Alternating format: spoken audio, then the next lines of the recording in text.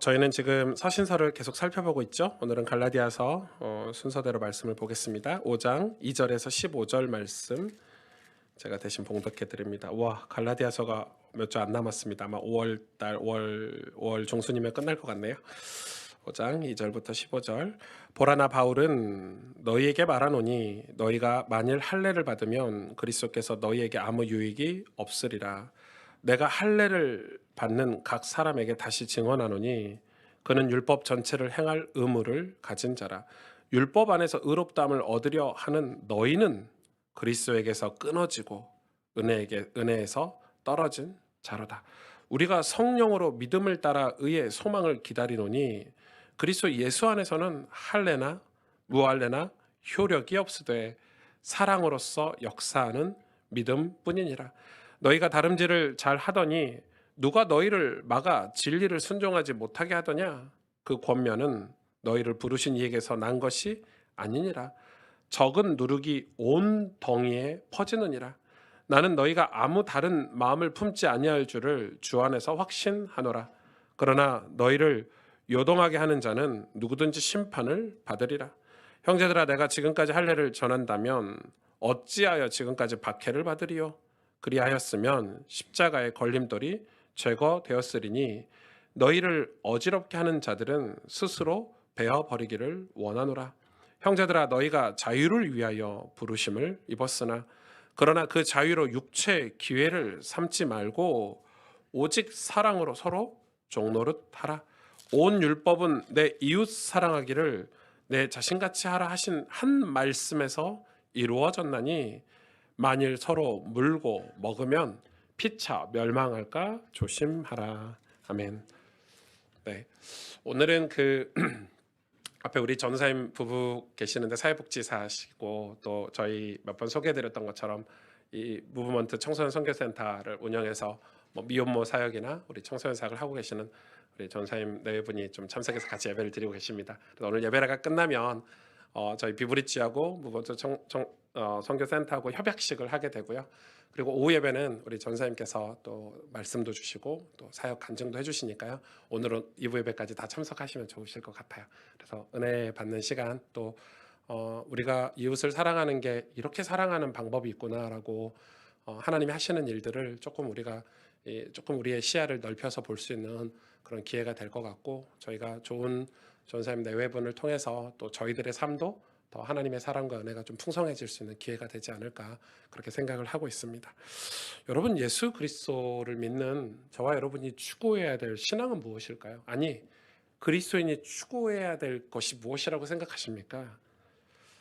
어, 제가 왜 이런 질문을 오늘 이 갈라디아서 5장을 말씀을 묵상하면서 좀 가지게 됐냐면 저도 사실은 신앙생활을 하면서 그런 질문을 많이 해보고 산 적이 없는 것 같아요. 여러분, 예수님 믿으면서 우리가 하나님께 이 은혜를 받았잖아요. 그리고 흔히 우리가 얘기하는 구원받은 하나님의 자녀 하도 많이 들었잖아요. 근데 그럼 우리는 무엇을 추구하고 살아야 될까? 우리 인생의 가치관 혹은 우리 인생의 목표가 무엇인지 우리가 그걸 많이 질문해보고 살았을까? 이렇게 생각했을 때 그런 질문들을 많이 해보지 않은 것 같아요. 내가 왜 살지? 내가 무엇 때문에 이 일을 하고 있지? 내가 무엇 때문에 지금 자녀를 이렇게 교육하고 있지? 내가 무엇 때문에 이렇게 목회를 하고 있을까? 이 가스펠 교회는 왜 이런 목회를 내가 왜 해야 될까? 이런 생각들. 어, 뭐 저희 교단은 아니지만 그 선한 목자교회 유기성 목사님이 이제 은퇴를 하셨잖아요. 그분이 은퇴하는 얼마 전에 은퇴하는 그 심정을 이렇게 장문의 글로 올리셨더라고요, 페이스북에. 제가 읽는데 눈물이 뚝뚝뚝 나더라고요, 진짜로. 한번 기회 되면 제가 공유할까 말까 하다가 또 여러분 뭐 목사가 은퇴하는 그 심정을 뭐 우리 성도님들이 굳이 알 필요 있을까 싶어서 공유는 안 했지만 그냥 목사님이 은퇴하는 심정을 글로 올렸는데 솔직하게 올린 거예요. 은퇴하는 게 쉽지 않다.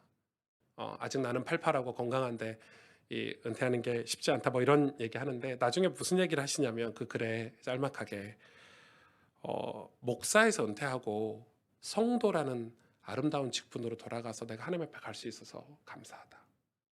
내가 평생 목사로 살아오면서 성도라는 직분에 대한 그런 고마움, 감사함, 그 은혜를 모르고 살았던 것 같다. 그래서 목사가 은퇴하고 나서 성도로 살면서 하나님을, 이 성도는 우리 모든 신앙인의 본질이잖아요. 거룩한 하나님의 백성, 주의 그리스도의 십자가 보혈로 우리를 구별해 주셨기 때문에, 우리를 건져 주셨기 때문에 죄에서, 그래서 그런 성도로 그 성도라는 귀한 직분의 가치를 이 주님 앞에 설 때 목사가 아니라 성도로 서게 돼서 너무 설레이고 감사하다. 여러분 그런 목사님 계실까요? 그러면서 이런 얘기를 하셨어요. 사람에 대한 진정한 평가는 죽고 난 후, 세 가지 평가가 있는데 죽고 난 후, 여러분 사람에 대한 진정한 평가는 죽고 난 후죠. 그리고 역사의 평가, 역사가 우리를 평가할 거고, 또 하나는 하나님 앞에서의 평가. 그게 우리 그리스도인이 평가받을 수 있는 세 가지 평가예요. 그러니까 순간순간 그런 분들이 주어진 삶에 대해 얼마나 최선을 다해서 살았을까요? 하루도 허투루 살지 않았을 것 같아요. 우리가 정직하게 올바르게 이 믿음의 길 가는 것이 우리 그리스도인이 추구해야 될 어떤 삶이에요. 삶의 방향이에요. 그 길을 가는 데는 용기가 필요해요. 왜냐하면 분명 피해가 있기 때문에, 분명 어려움이 있기 때문에, 하나님 앞에서 부끄러움이 없어야 하고 사람들에게도 마음의 부끄러움이 없어야 갈 수 있는 길이에요. 그러기 위해서는 굉장히 많은 결단들, 도전들. 여러분 제가 예수님 처음 믿을 때 일기를 썼다고 그랬잖아요. 제 일기장이 이렇게 있거든요, 진짜로. 한동안 목사 안수 받고 목회하면서는 일기를 잘 쓰지 않다가 요즘 다시 일기를 써요. 그 말은 제가 힘들다는 표현이겠죠. 일기를 쓴다는 것은 제 삶을 더 살펴봐야 되겠다. 그리고 제 삶을 올바르게 이렇게 점검해야 되겠다, 이런 의미가 있으니까 다시 이제 아이패드로 말고 손으로 일기를 이렇게 쓰기 시작을 했는데, 얼마나 그 시간이 저에게는 행복하고 좋은 시간인지 모릅니다. 여러분 저에게도 믿음의 길을 가는데 하나님이 홀로 가지 않도록, 외롭지 않도록 용기를 가지도록 은혜를 주셨거든요. 근데 이 은혜에서 떨어지면, 은혜에서 멀어지면 여러분 뭐가 제일 잃어버리는 게 되는 거죠? 은혜에서 멀어지면 믿음이라는 것이 멀어집니다. 그러니까 믿음이 늘 좋을 수가 없어요. 믿음이라는 것은 내가 옛날에는 이렇게 하나님을 잘 믿었는데, 하나님을 이렇게 잘 섬겼는데, 내가 옛날에는 막 교사도 하고 성가대도 하고 뭐 그런 얘기 많이 하시잖아요. 근데 얼마나 이 믿음이 이 왔다 갔다 하냐면, 은혜에서 멀어지면 이 믿음도 작아져요. 심지어 이 바울은 이 믿음이 떠내려가지 않도록 주의하라고 그랬어요. 떠내려가 버린대요, 믿음이라는 게. 그러니까 우리가 은혜에서 떨어지면, 은혜에서 멀어지면 우리 믿음도 멀어지는 거예요. 심지어 오늘 본문 말씀에 뭐라고 기록하고 있냐면 4절에 보니까 율법 안에서 의롭다함을 얻으려 하는 너희는 그리스도에게서 끊어지고 은혜에서 떨어진 자로다 하면서 뭐라고 얘기하면 5절에 우리가 성령으로 믿음을 따라 의의 소망을 기다리노니, 이렇게 기록하고 있죠. 그러니까 의의 소망도 잃어버리는 거예요. 믿음이라는 게 없으면 의의 소망, 여러분 우리 그리스도인의 소망은 의의 소망 아닙니까? 우리가 거룩하게 살려고 하는 것, 우리가 하나님 앞에 올바르려고 하는 것이 그리스도인의 진정한 비전 아닙니까? 우리가 목회를 잘해서 큰 교회를 하자, 사역을 잘해서 상금을 받자, 응답을 받자가 아니고, 우리가 하나님 앞에 인정받으려고 하는 게 우리의 진정한, 우리가 추구해야 될 가치관 아닙니까? 의의 소망. 이 땅에 하나의 미랄이 될지언정, 작은 겨자씨가 될지언정, 우리가 이 믿음을 지켜서 크리스찬으로 살려고 하는 그 의의 소망. 근데 그거 믿음 없이 못 가요, 그 길. 믿음 없이 절대로 한 걸음도 거기로 가지 못해요. 아무리 여기다 플랜카드 걸어놓고 대단한 사역 비전 여기다 걸어놔도요, 믿음 없으면 그거 내 것 될 수 없어요. 얼마나 신기한지. 은혜 받지 못하면 신기하게 믿음에서 멀어져요. 교회 공동체에서도 멀어져요. 은혜라는 게 그렇게 중요한 거예요, 여러분. 신기하죠. 그렇게 결단하고 다짐하고 또 그 어려울 때 하나님의 은혜를 받아서 막 하나님 한 분만 사랑합니다 이렇게 고백했던 사람들도 은혜에서 멀어지면 믿음이 쇠퇴되고 사람들이 변질되고, 왜냐하면 그 믿음은 사람의 의지로 되는 게 아니에요. 내가 믿음을 이렇게 살아야지 계획을 세운다고 해서 그 믿음이 유지되고 발전되고 이렇게 변화되고 하는 게 아니에요. 믿음은 하나님의 선물이라, 은혜 안에 있을 때 주시는 하나님의 선물이기 때문에. 여러분, 가룟 유다 아시죠? 구속사적으로 해석도 할 수 있고 또 예수님을 누군가는 팔아야 되니까 가룟 유다가 그 일에 쓰임도 받았지만, 가룟 유다 인생만 봤을 때는 예수님의 제자 아닙니까? 스페셜하죠. 예수님과 3년 공생애를 같이 보낸 12제자 중에 한 사람이었는데, 여러분, 우리네 삶도 그런 가룟 유다 같은 사람들이 한둘이 아닙니다. 저도 그 중에 하나일 수 있습니다. 은혜에서 멀어지면. 저도 제 안에 야망이 들어오거나 제 안에 어떤 이 믿음이 아닌 다른 것들이 제 안에 들어오면 저도 그럴 수 있죠. 저라고 가룟 유다가 되지 말란 법이 있습니까? 그런 걸 두려워하는 것은 아주 좋은 신앙입니다. 우리는 두렵고 떨림으로 구원을 이루라고 했거든요, 성경에. 우리는 그런 신앙을 가져야 됩니다. 지난주에 여러분 기도해 주셔서 유진벨 재단에 스티븐 린튼 한국 이름으로 인세반 회장님, 이사장님을 만나 뵙고 왔습니다. 제가 한 3시간 정도 시간을 할애해 주셔가지고 이렇게 이야기를 들었는데, 연세가 많으신 미국 할아버지시잖아요. 이제 미국에서 사역도 하시다가 이제 한국을 고향처럼 생각하시는 것 같아요. 한국말도 훨씬 더 잘하시고, 제가 오늘 꼰대 같은 얘기했죠? 이러시면서 그런 단어도 쓰시고, 미국 분이 꼰대 얘기하시고 이러니까 되게 웃기더라고요. 근데 무서운 얘기를 하셨어요. 한국 교회가 엔터테인먼트를 하고 있다. 이것은 단지 문화적인 엔터테인먼트 요소를 얘기하는 게 아니고, 교회가 세상과 친해지려고, 세상에게 잘 보이려고, 세상 사람들의 비위를 맞추려고 한다. 그래서 한국 교회는 자기 입장에서는 조금 절망적이다, 비관적이다. 하나님께서 살아계시는데, 하나님 정말 살아계시는데 우리가 복음을 전하고 교회가 진리를 지키면 당연히 세상으로부터 외면당하고 핍박을 당하는 게 당연한 건데, 교회는 좋은 교회가 되려고, 좋은 크리스천이 되려고 사람들에게. 그래서 너무 교회가 엔터테인먼트가 됐다라고 얘기하는 거죠. 여러분, 우리는 이 로마가 이 초대교회 성도들이 예수를 믿으면 출교했다라고 생각하는데, 이 교수님이, 이사장님이 그런 얘기를 하시더라고요. 그게 아니다는 거예요. 초대교회, 그 당시에 이 카타콤에 모여있는 이 초기 기독교인들은 그들이 스스로 공중 목욕탕에 가지 않겠다고 결의를 했다는 거예요. 여러분, 로마의 공중 목욕탕 엄청난 발전된 문화잖아요. 그런데 여러분, 거기서 동성애가 벌어지고 성적인 그런 타락의 현장이 그 당시에 공중 목욕탕이었거든요, 실제로. 원형 경기장, 온갖 도박이 난무하고 성적으로 타락하고 이런 곳이었거든요. 그래서 이 교회 공동체는 그들 스스로가 거기를 가지 않겠다라고 결정했다라는 거예요. 로마 당시의 문화로는 그게 죄가 아니었어요, 여러분. 그 당시 로마의 문화에서는 원형 경기장에 가고 공중 목욕탕에 가는 게 죄가 아니었어요. 그러나 하나님의 말씀대로 사는 그리스도인들은 그것을 죄로 여겨서 가지 않았던 거예요. 그러니 로마는 그리스도인들이 얼마나 미웠겠어요.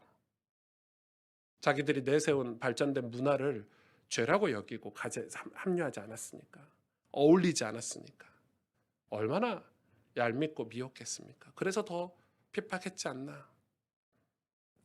우리가 정말 그리스도의 보혈로 죄사함을 받았다면, 그러니까 하나님께서 내 아버지가 되셨다면, 그분의 은혜는 그 안에 있는 사랑과 같은 것입니다. 하나님 아버지의 사랑은 그의 은혜입니다. 우리가 사랑한다, 우리가 제 아내와 제가 서로 사랑한다, 부부 사이에 서로 사랑한다, 이것은 은혜죠. 사랑과 은혜는 저는 같은 거라고 생각합니다. 모든 신앙의 기준이 여러분 하나님이어야 합니다.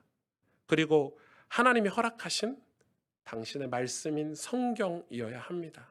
결코 사람이 돼서는 안 됩니다. 여러분 가스펠교회 기준이 오승주 목사가 돼서는 안 됩니다. 성경이어야 합니다.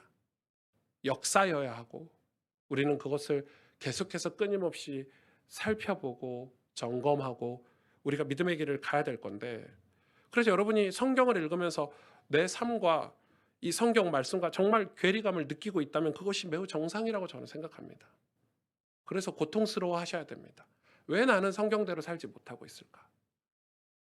왜 나는 이 성경이 하나님이 보시는 기준에 합당하게 살지 못하고 있을까가 우리가 예수 믿은 저와 여러분이 가져야 될 도전 아닙니까?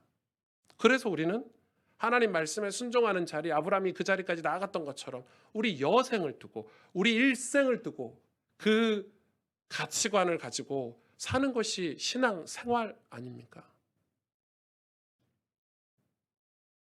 하나님께 한번 인정받아 보려고, 하나님께 한번 칭찬받아 보려고 사는 게 목사의 삶 아닙니까?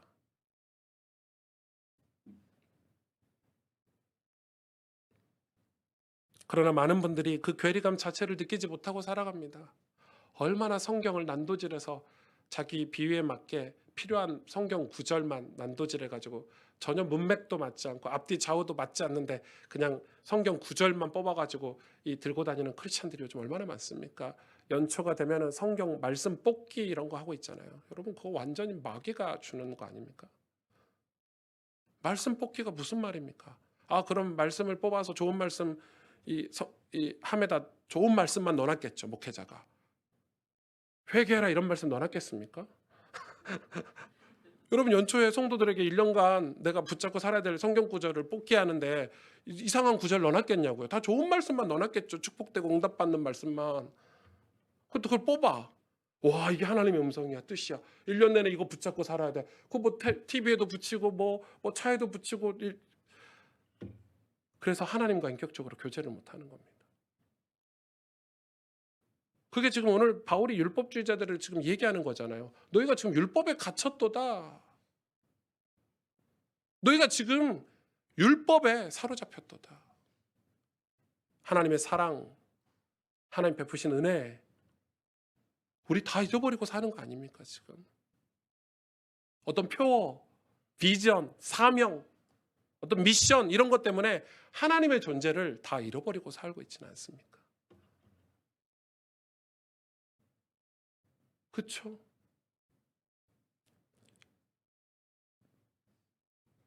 그 이유는 이 시대가 정한 수많은 문화와 기준들의 비율을 맞추고 우리가 살아가기 때문이라고 생각합니다. 교회마저도 마치 그거를 비율을 맞추지 못하면 마치 우리 인생이 끝장날 것처럼 두려움을 줍니다.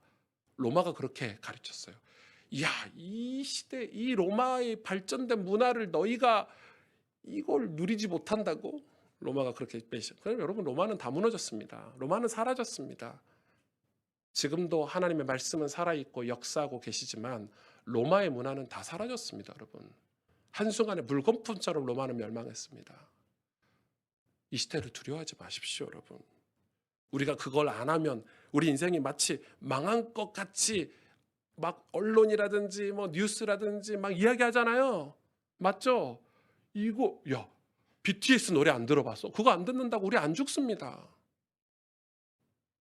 전 많이 들어봤지만 제 아들이 좋아해서 다이너마이트인가 뭔가 많이 들어봤습니다만 여러분 솔직히 그거 안 듣는다고 그 영화 안 본다고 안 망합니다.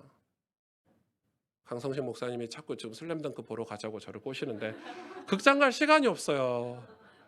그거 안 보면 막 큰일 날 것처럼 얘기하는데 전 만화책을 이미 다 봐서 굳이 시간 내서 극장에 갈 시간이 없고 극장 갈 시간에야 잠이나 한숨 더 자자 이렇게 하고 가는데 안 망합니다. 그거 안 본다고 해서. 마치 그런데 사회는 그거 안 하면 큰일 날 것처럼 그래서 정작 우리가 해야 될 하나님과 영적인 교제를 못하게 하고 있지는 않습니까? 그것은 믿음의 길을 가지 못하게 하는 방해하는 세력이 있다는 것입니다. 분명히 있습니다. 오늘 본문에 보니까 누룩처럼 우리 안에 퍼져 있는 것들. 누룩처럼. 9절에 그렇게 기록하고 있죠. 적은 누룩이 온 덩이에 퍼지느니라. 뭐가 퍼져 있습니까? 누룩처럼? 뭐가 우리를 잠식하고 무너뜨리고 우리를 붙잡고 있습니까? 죄죠. 죄가 누룩처럼 퍼져 있는 겁니다. 우리가 믿음의 길을 가지 못하게 하는 방해하는 세력은 우리가 사단, 마귀, 귀신 이런 얘기 하지만 사실 그건 죄의 본질입니다. 사단의 본질은 죄입니다. 죄가 성경은 그거에 대해서 명확히 밝히고 있습니다. 어둠의 세력들 다 특징이 무엇인가요? 보이지 않는 것들입니다. 누룩. 보이지 않아요. 보이지 않는 영적인 것들입니다.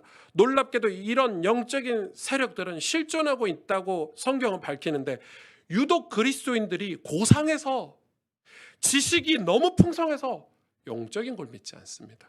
오히려 이 믿지 않는 세상 불신자들은 그 존재를 믿고 우상으로 섬기고 살아가는데 크리스찬들은 교회를 다니면 이상하게 지식이 고상해집니다.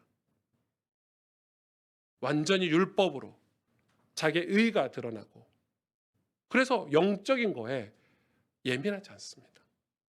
내가 죄를 언제든지 다시 우리 믿음이 빼앗길 수 있다라는 경각심도 없이 살아가는 게 요즘 크리스찬들의 모습입니다. 에베소서 2장 3절에서 10절에 보면 2장 3절부터 이렇게 기록하고 있죠. 그때 너희는 그 가운데서 행하여 이 세상 풍조를 따르고 공중의 권세 잡은 자를 따랐으니 곧 지금 불순종의 아들들 가운데 역사하는 영이라.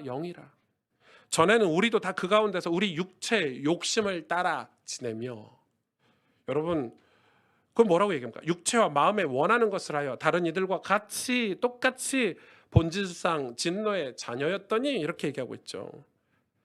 저는 이 방해하는 이 죄가 우리를 방해하는 그 이유가 처음에는 그들이 악하니까 나쁘니까 못다 처먹었으니까 그렇게만 생각했거든요. 물론 아담과 하와가 그랬죠. 마귀에게 속아서 뱀에게 속아서 하나님의 얼굴을 피해 숨었으니까. 그런데 그럼 우리가 그 죄악 속에 계속 살아야 되냐? 그럼 우리가 그 죄악에서 끊임없이 살아야 되냐? 아니 계속 악하고 나쁘고 못돼 처먹으면서 살아야 되냐? 하나님은 당신의 사랑으로 빚은 저와 여러분이 그렇게 살기를 원치 않으셔서 예수 그리스도를 우리에게 보내주신 거 아닙니까? 그렇게 살지 말라는 거예요. 욕심을 가지고 육체 욕심을 가지고 마음에 원하는 것을 가지고 진노의 자식처럼 살지 말라는 거예요. 잠언 30장 8절 9절에 곧 헛된 것과 거짓말을 내게서 멀리 하옵시며 나를 가난하게도 마옵시고 부하게도 마옵시고 오직 필요한 양식으로 나를 먹이시옵소서. 혹 내가 배불러서 하나님을 모른다 여호와가 누구냐 할까 하오며 혹 내가 가난하여 도둑질하고 내 하나님의 이름을 욕되게 할까 두려워함이니이다. 우리가 신앙생활의 정확한 방향과 목적을 모르고 살아간다면 우리는 얼마 가지 못할 거예요. 지금도 그러고 있지 않습니까? 이 거대한 정부가 그리고 사회의 모든 문화, 정치, 경제가 우리에게 무엇을 요구하고 있다고 생각하십니까? 우리에게 요구하는 것들이 과연 누구에게 도움되는 것들인가요? 여러분 잘 생각해 보셔야 돼요.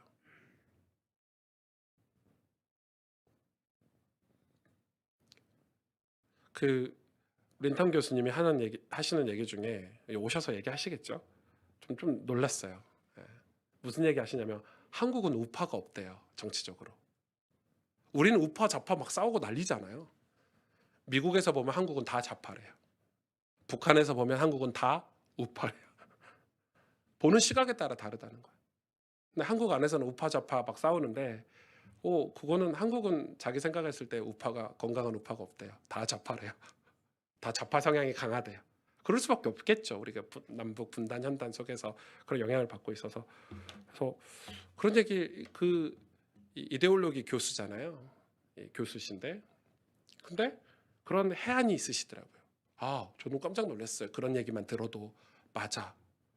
그러면 하나님이 우리를 보실 때는 우리는 뭐 신앙생활하면서 이게 맞니 이게 맞니 뭐 칼빈주의가 맞니 뭐 아니다 뭐 쯔빙겔리가 맞니 루터가 맞니 막 이렇게 하고 있는데 하나님 보실 때는 웃기는 짬뽕인 거죠. 예. 진짜 짜장 같은 인생인 거죠 우리가. 우리가 정말 세상이 우리에게 요구하는 것들이 과연 누구를 유익하게 하는 것인지를 봐야 돼요. 그게 진짜 하나님의 영광을 위한 것인가? 세상은 우리에게 이런 메시지를 하죠. 성공해라. 인기를 얻어라. 이 모든 것을 가지고 행복해라. 그래서 교회들도 그것을 해주면 거기 함께 동조하고 있는 모습을 보여주면 교회는 좋은 교회인 거예요. 그 교회는. 누가요? 세상에서 좋은 교회라고 지금 계속 언론이 얘기하는 거예요. 저 교회 참 좋은 교회야.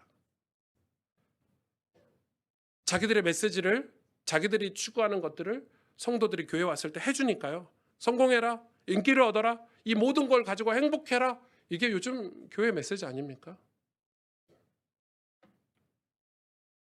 그러면 참 좋은 교회다. 세상에게 인정받는 교회가 되는 거예요. 그런데 만일 여러분 하나님이 우리를 떠나신다면, 우리가 하나님을 잊어버린다면 그 모든 게 무슨 소용이 있습니까? 성경은 분명 영원한 하나님의 나라를 말씀하고 계십니다. 성경은 분명 내세에 대해서 말씀하고 계십니다. 제가 장례식을 진짜 많이 가잖아요. 예수 믿는 목사니까 다 크리스찬의 장례식을 가요. 그런데 장례식 갈 때마다 제가 느끼는 것은 천국은 없구나. 제가 장례식 가서 천국이 느껴지고 감사하고 와야 되는데 천국은 없구나. 예수 믿는 사람들도 천국을 사모하지 않는구나. 그 말은 더 이상 하나님을 신실하게 믿을 이유가 사라져버린 거잖아요. 그래서 성도들이 신실하게 하나님을 믿는 그 믿음의 삶을 이제는 더 이상 필요하지 않아. 왜? 한국교회가 80년대, 70년대 가난했던 우리 대한민국에서 교회에 와서 예수 믿으면 부자가 될 수 있다고 계속 메시지를 해버리는 바람에 이제 부자가 되고 나서는 더 이상 예수 믿을 이유가 없는 거예요. 예수 믿을 이유가 사라져버린 거예요. 이제는 예수 믿는 사람들이 세상에서 구별도 안 되고 오히려 예수 믿는 사람들이 더하다고 하죠. 더 술 좋아하고 더 놀러 가는 거 좋아하고 목욕탕, 원형 경기장 막 더 좋아하고 그러면서 교회가 그걸 지지해 주기를 바라고 모 교단에서 온라인 예배를 합법화, 그러니까 교회 예배 모범에 집어넣으려고 시도했다가 이렇게 노회에서 이슈가 됐었죠. 미친 거 아니야? 제정신 아니네. 여러분 온라인 예배를 합법화해버리면 예배 모범에 넣어버리면 공식적으로 가스펠 교회는 1부, 2부, 3부 온라인 예배가 있습니다. 그럼 여러분 공식적으로 교회를 안 와도 돼버리는 거예요. 법으로 들어가 버리면. 그럼 여러분 집에서 편하게 예배 드릴 수 있어요. 공식적으로. 여러분 집에서 예배 드려 보셨잖아요. 예배가 됩니까? 물론 우리가 특별한 비즈니스가 있거나 사업을 하거나 운동선수들이 경기를 하거나 특별한 경우에는 우리가 그래서 온라인 예배를 지금 생방송을 하고 있는 건데 그건 다른 거죠. 저도 집에서 설교하면 좋겠어요. 앞에 핸드폰 하나 놔두고 바지 반바지 입고 위에만 양복 입고 교회 와서 우리가 서로 교제하고 아이들을 가르치고 서로 위로해주고 용기를 부어주고 성도 간의 교제가 있는 것, 또 그런 교회의 모습을 성장하면서 우리 아이들이 그 속에서 교회 속에서 믿음이 자라는 것, 교회 아닌가요? 어떤 신학자들이 목회자들이 어떻게 온라인 예배를 예배 구별에 넣으려고 시도한 것 자체가 너무 충격이에요. 타락해도 어떻게 그렇게 타락할 수 있을까요? 제가 너무 고리타분하고 보수적인가요, 여러분? 성경은 분명히 말씀하고 있어요. 말세 때 모이기를 패하는 자들과 가까이 하지 말라고요.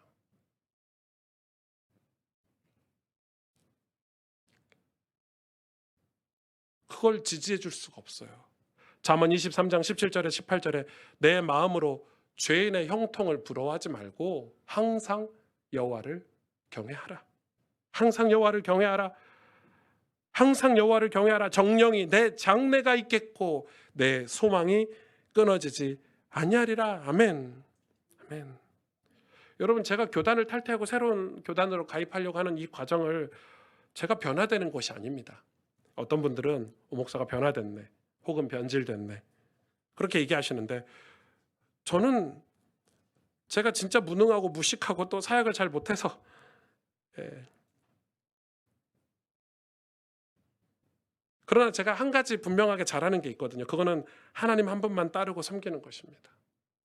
전 제가 잘할 수 있는 거는 무식하게, 좀 미련하게, 넘어지면 또 일어나고, 넘어지면 또 일어나고, 넘어지면 또 일어나고, 넘어지면 또 일어나서 하나님만 따라갈 거예요. 그거밖에 잘할 수 있는 게 없어요. 그러니까 그것에 방해가 되면 떠나야 하고, 그것에 방해가 되면 싸우기도 해야 되는 것 아닌가요? 하나님을 경외하는 것이 우리 신앙의 유일한 이유임을 우리는 기억해야 됩니다. 그것을 방해하는 것이 이 거대한 세상이고, 우리는 그것을 이기는 법을 그래서 알아야 합니다. 에베소서 2장 4절에 긍휼이 풍성하신 하나님이 우리를 사랑하신 그 큰 사랑을 인하여 허물로 죽은 우리를 그리스도와 함께 살리셨고, 또 함께 일으키사 그리스도 예수 안에서 함께 하늘에 앉히시니, 이는 그리스도 예수 안에서 우리에게 자비하심으로써 그 은혜의 지극히 풍성함을, 그 은혜의 지극히 풍성함을 오는 여러 세대에 나타내려 함심이니라. 아멘. 오늘 본문의 13절 15절에 형제들아 너희가 자유를 위하여 부르심을 입었으나 그러나 그 자유로 육체의 기회를 삼지 말고 오직 사랑으로 서로 종노릇하라. 아멘. 여러분, 이게 얼마나 의미 있는 말씀인 줄 아십니까? 그러면서 마지막 절에 뭐라고 얘기합니까? 율법으로 서로 물고 먹으면 피차 멸망하게 된대요. 그러면서 우리가 살 길, 이기는 방법, 이런 세상에서 믿음을 지키고 승리하는 방법에 대해서 이야기하고 있는데, 우리 자유를 어디에 쓰라고요? 육체의 기회로 삼지 말고 사랑하는 일에 쓰라는 거예요. 사랑으로 서로 종노릇하는 데 써야 교회가 승리할 수 있대요. 초대교회 역사 기록물을 살펴보니까 로마의 핍박이 심했잖아요. 그 카타콤의 지하 이 동굴 같은 데 모여가지고 크리스찬들이 얼마나 서로를 애틋하게 사랑했는지, 섬겼는지. 거기에 차별이 있습니까? 뭐 직분의 위아래가 있습니까? 험한 세상에서 믿음을 지키고 살다가 예배드리러 모였을 때 서로 부둥켜 안겨 울고 위로하고, 왜? 언제 죽을지 모르니까. 그 정도로 믿음이 좋았던 그들이 그 안에서, 여러분 그 카타콤 지하 동굴 이제 발굴해서 알잖아요. 그 안에 주일학교, 아이들 양육하는 곳이 있고 세례받는 곳이 있고, 그 동굴 안에 이 크리스찬들이 모여서 공동체 생활을 한 그 흔적들이 이제 막 발굴돼서 나오잖아요. 서로 사랑하는 게 무엇입니까, 여러분? 그게 저는 은혜의 지극히 풍성함이라고 생각해요. 여기에는 진짜 놀라운 하나님의 섭리가 있는데, 우리가 세상을 이기는 방법이고 우리 자신의 신앙을 지키는 방법이라고 성경은 기록하고 있어요. 우리의 자유를 사랑으로 종노릇하는 데 쓰라는 거예요. 여러분, 이게 우리 가정을 지키는 방법 아닙니까? 지금 윤 전사님, 최 전사님 없는데, 내 아내에게 사랑으로 종노릇하면 그 가정은 완전 승리하게 될 거예요. 내 아내에게, 내 남편에게 사랑으로 종노릇하면, 그냥 종노릇하면 자존심 상하죠. 그냥 종노릇하면 내가 너한테 한 게 얼마야, 뭐 이런 거 있잖아요. 근데 사랑으로 종노릇하면 내가 너한테 한 본전 생각 안 납니다. 사랑으로, 그래서 성경은 얘기하잖아요. 사랑으로 종노릇하라는 거예요. 교회들이 이런 얘기 진짜 많이 해요. 내가 얼마나 사역을 열심히 했는데, 내가 그동안 얼마나 헌신했는데. 목회자들도 그런 얘기 하잖아요. 은퇴할 때쯤 내가 이 교회를 개척해서 얼마나 힘들게 수고했는데 내가 이대로 은퇴 못해, 뭐 그런 거. 유기소 목사님 은퇴 글을 다 보내드리고 싶어요, 그런 분들에게.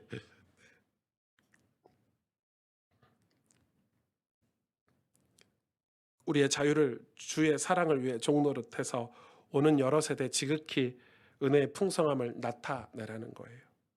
그 일은 그러니까 오는 여러 세대, 우리 자녀 세대, 우리 다음 세대, 여러 세대 그 은혜의 풍성함을 나타내는 것은, 여러분 은혜가 풍성하다, 이게 뭔가요? 하나님께서 하시는 일인데 우리의 자유를 사랑을 위해 종노릇 할 때, 종이 될 때, 사랑의 종이 될 때 그렇게 된다는 거예요. 분명하게 기억하고 계셔야 됩니다. 결코 우리의 자유를 방종하면 좋은 열매를 맺을 수 없습니다. 하나님이 예수 그리스도로 말미암아 우리에게 자유를 주셨어요. 구원받았어요. 예를 들어서 출애굽을 했어요. 홍해를 건넜어요. 그런데 그 자유를 우상을 숭배하는 일에 쓰면은 땅에 갈라져서 그들을 다 함몰시켜서 죽여버리지 않으셨습니까, 하나님이? 여러분, 자꾸 우리 신앙이 이상한 대로 흘러가고 있어요. 너 구원받았으니까, 너 예수님 영접했으니까 끝났어. 이제 아무렇게나 살아도 돼. 그렇지 않습니다, 여러분. 우리의 신앙은 하나님이 열매로 평가하신대요.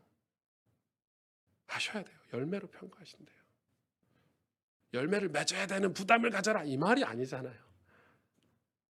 우리가 정말 은혜를 받았으면 은혜의 열매가 있어야 되잖아요. 그게 사랑이에요.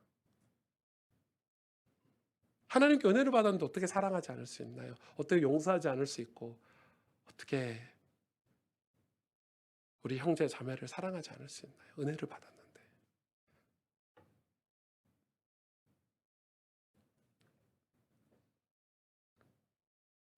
근데 제가 생각해 봤어요. 근데 정말 사랑하며 살 수 있을까?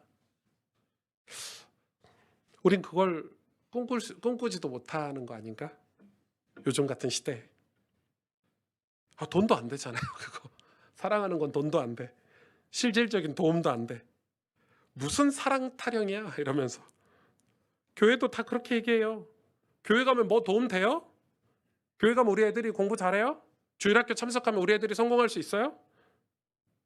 주일날 교회 예배드리면 우리 삶이 더 나아질 수 있어요? 오히려 반대가 아닌가? 믿음을 가지고 살면, 믿음을 지키며 살면 우리 삶이 더 녹록지 않고, 우리 삶이 이렇게 답답하고 힘에 겨운데, 세상이 우리를 조롱하는 것 같고 세상이 우리를 손가락질하는 것 같은데 그거 버틸 수 있는 힘도 없잖아요, 우리는. 저는 솔직히 잘 모르겠어요. 내가 버틸 수 있을까? 이 믿음을 지킬 수 있을까? 저는 이런 질문을 진짜 많이 하고 살았어요. 왜 나쁜 짓 하는 사람들은 더 잘 사는 것 같지? 왜 나쁜 목사들은 더 부흥하는 것 같지? 어째 착한 목사들은, 착한 성도들은 더 고생하는 것 같고, 솔직히 저는 잘 모르겠어요, 여러분. 진짜 잘 모르겠어요. 왜 이렇게 힘들지? 제가 뭐 교단 탈퇴해서 새로운 교단 가면 그 교단에서 저를 뭐 크게 반겨줍니까? 반겨주는 사람 한 명도 없습니다, 여러분. 힘들고 어려운 길이에요. 뭐가 좋아서 가는 길이 아니에요. 너무 외롭고 힘에 겨워요. 내가 사서 왜 이 고생을 하나, 그런 생각이 들어요. 잘 모르겠어요, 저도 사실은. 그 길의 끝이 뭐가 뭔지, 이게 올바른 길인지 헷갈려요. 여러분도 그렇지 않습니까? 예수 믿었는데 뭐가 좀 잘 풀리면 얼마나 좋겠어요. 그래, 잘 모르겠잖아요. 왜 이렇게 예수 믿는 게 힘든 일인지, 믿음을 지키면서 이 세상에서 사는 게 얼마나 어려운 일인지, 왜 이렇게 바르게 사는 게, 성실하게 사는 게, 은혜 받고 사는 게 바보 같은 일인지, 여러분, 저만 모르겠는 거 아닌가요? 여러분 다 알고 그 믿음 생활 하고 계시나요? 전 잘 모르겠어요. 그런데 제가 분명히 아는 한 가지는 있어요. 하나님이 여러분을 사랑하십니다. 하나님이 우리를 사랑하십니다. 그거 한 가지는 분명히 알아요. 그래서 사랑하라는 거예요. 그래서 율법이 어디에서 나왔다고요? 내 이웃을 사랑하기를 내 자신과 같이 하는 데서 모든 율법이 다 나왔대요. 하나님을 사랑하고 사모하는 자들은 하나님께서 기억하고 계신다고 분명히 말씀해 주셨어요. 하나님 분명 살아계십니다. 지금도 우리에게 당신의 아름다운 열매가 되라고 우리를 소망하시고, 우리를 이끌어 주시고, 우리를 밀어주고 계십니다. 그게 뭐죠? 은혜입니다. 우리가 은혜 안에 있어야 믿음도 지킬 수 있고, 그 믿음을 이라야 우리가 우리의 자유를 사랑하는 일에 헌신할 수 있고 쓰임받을 수 있습니다. 여러분, 짧은 말씀이지만은 우리가 추구해야 되는 삶에 대해서 같이 고민하고, 우리가 믿음으로 이 시대 속에서 어떻게 살아야 될지 같이 머리 싸매고 고민하고 기도하고 같이 공부하고, 그래서 우리가 가는 길이 헛되지 않기를, 그래서 그 은혜가 풍성해서 우리 자녀들에게 물려줄 수 있기를 우리 간절히 소망합니다. 함께 기도하겠습니다.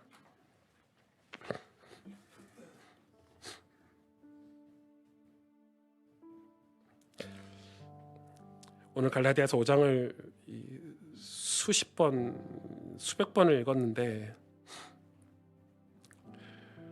읽으면서 마음에 하나님이 그런 질문을 주시더라고요. 네가 나를 사랑하느냐?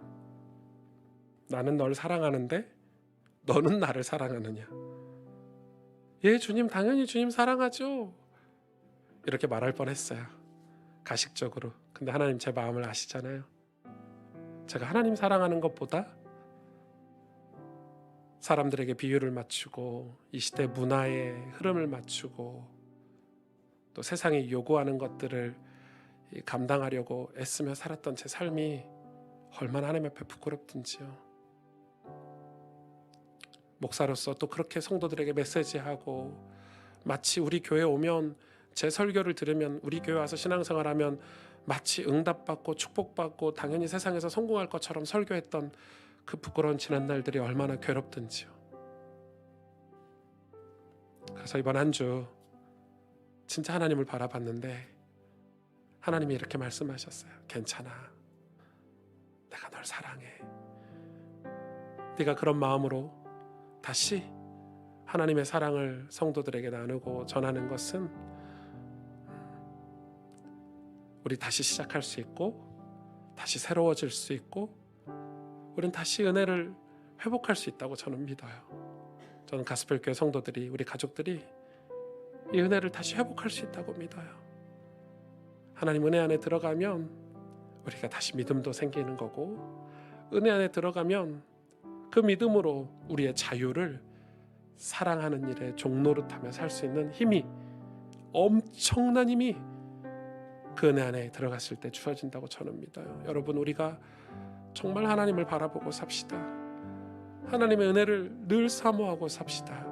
우리의 삶이 하나님을 섬기는 삶이 되고 하나님을 따르는 삶이 됩시다. 우리 시간 오늘 말씀을 기억하면서 하나님 앞에 간절히 기도하도록 하겠습니다. 하나님 아버지, 감사합니다.